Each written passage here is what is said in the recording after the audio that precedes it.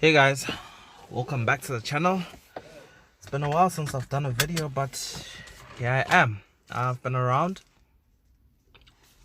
just don't have much content to film, but hey, and also I've been busy with exams. So guys, do remember at 6,000 subscribers, I'm giving away to one of you $500, like literally, and we're almost there. Like we're about 70 subscribers, actually under 70 subscribers away from 6,000, thereabout-ish. So this is just a reminder that you should keep on engaging with the videos, you know, keep on commenting, liking, and yeah, you could be the lucky winner. So what are we doing today? So today you join me inside the Golf once again. Most of you would have seen I've started this new series about car ownership and maintenance, and I've done a similar-ish video with the Golf before, but not really. There are some details that I can still tap into for sure. So yeah, that's what we're doing today. Ownership costs and maintenance with the Golf. Ooh, this guy's coming really close behind me. Thank you for letting me through, sir.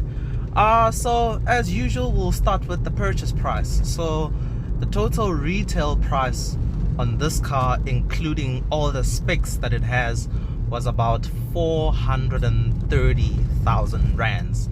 This was back then when car prices were still relatively low compared to where they are right now. So total purchase price was about 430,000 rands. Oh, there's a very nice M4 coming through.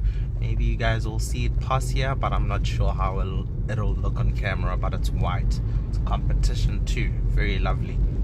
So this car is totally fully spec'd. Remember, this is the Comfort Line 1.4 TSI, so it is fully spec'd with every single option you could get on this car.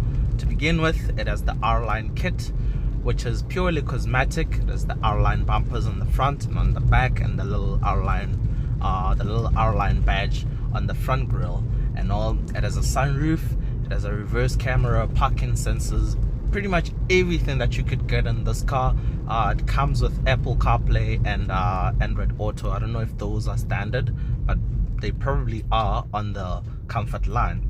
So it is financed, of course, and monthly payment is about 8 grand before insurance. Including insurance, it's just under 10 grand.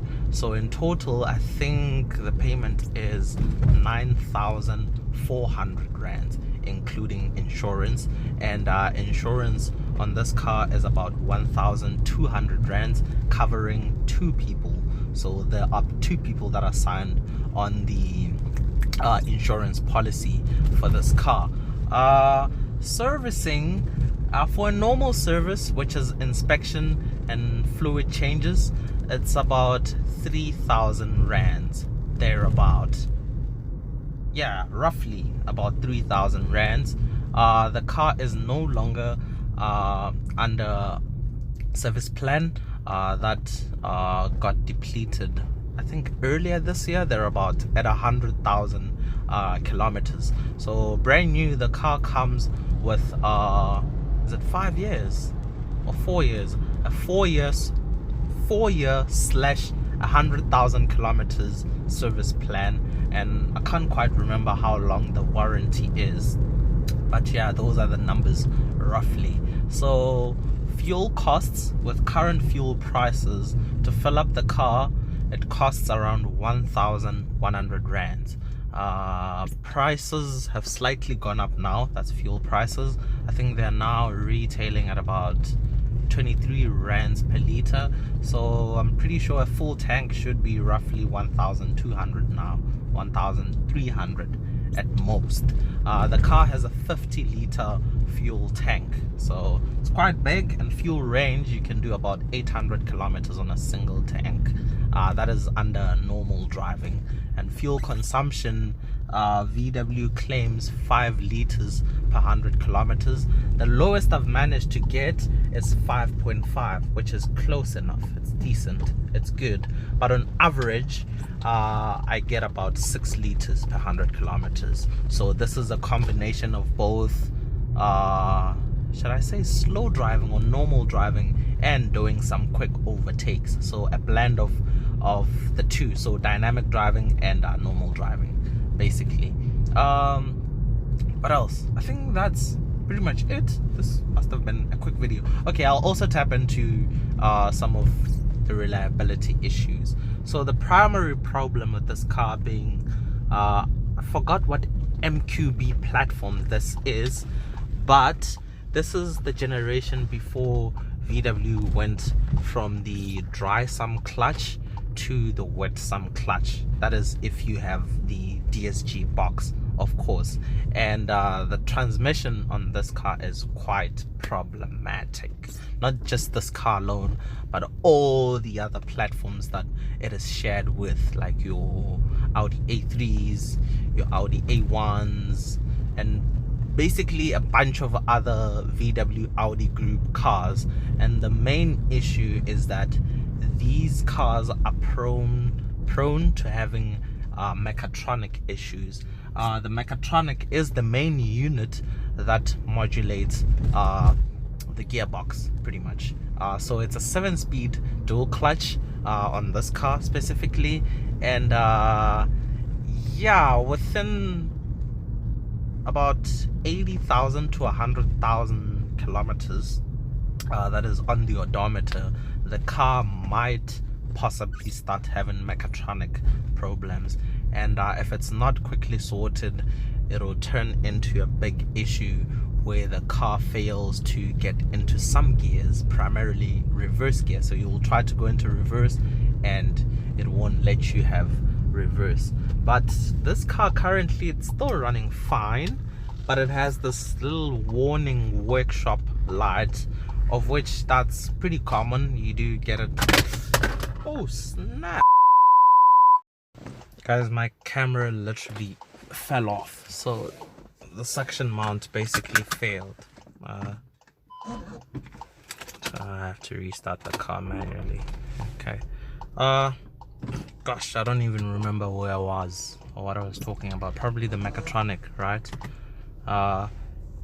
Yeah, I was saying, oh, I think I was on the workshop light. So I think that probably has to do with the gearbox issues as well. So there's this error reading that pops up to say leave car in park or take car to workshop, something like that. And apparently they can't really, okay, I think at the workshop they can code it out, but usually they just tell you it's fine, it's not gonna cause any issues with the car and whatnot. But I think this workshop error reading is mainly on the dry some clutch cars, so that older gearbox platform. And the newer cars, like the latest generation Polo GTI, starting from the Golf 7.5 GTI, they introduced the wet sum clutch, which is much more better, and it runs, it's much more reliable than the one on this platform, and that's a 6-speed. You'll also notice that the 2015 Polo GTI has a 7-speed, whereas the current generation Polo GTIs have the 6-speed. That's part of the reasons why they made some changes, because of those faults that you get on this platform gearbox. But other than that, this car is absolutely phenomenal. Like, it's so great to drive. It has a really great sound system, and I'm talking about the standard sound system. It's not upgraded or whatever. The sound system that the car comes with from factory, it's really amazing. I think this is the best standard sound system I've ever heard in any car. Of course, you couldn't get an upgraded sound system on this car. Like with this platform, they offered the dyno audio, but it wasn't available on this car. Like I've already said, this car has every single option that you could literally get. And yeah, that's pretty much it. Yeah, I know a lot of you guys love these kind of cars, and there are more videos of this type that are coming to the channel. There's another car that I'll be doing as well, of which you guys will really like, I know for sure. I'm not really gonna tell you what the car is yet, just because if things don't go according to plan and then the car doesn't end up showing up, or the owner gets busy, which does happen, you know, in the background. These things do happen. You make plans for videos and people are occupied, you know, people are working and things don't go according to plan. So yeah, that's that. Also, I realized a couple of people commenting that why do I put dollars on the screen, why do I overlay dollars on the screen? And the thing is, there are a lot of viewers on the channel that are international, you know, viewers from Australia, viewers from America even. You know, I literally get people texting me asking me about this car. Like literally, there's a video I did with this car, people telling me that they're about to get it, how is it and whatnot. So the reason for that is just to make it easier for everyone to watch my videos, literally, because the American dollar is the benchmark currency in the world. So that's why I do it. So if someone is watching from somewhere else, they can better understand the pricing. And I know the pricing with cars in South Africa is very different to other markets like the UK and the US because of differences in interest rates and whatnot. But you do get a rough idea of like what's going on. And also, some people might be interested to see how much we're paying this side compared to what they're paying that side, you know. So it makes for a very interesting conversation rather. But yeah, that's that. I'm just gonna find somewhere to stop and do some exterior shots of the car and POVs and whatnot. But I really do hope you guys enjoyed the video. Until next time, that's cheers from me.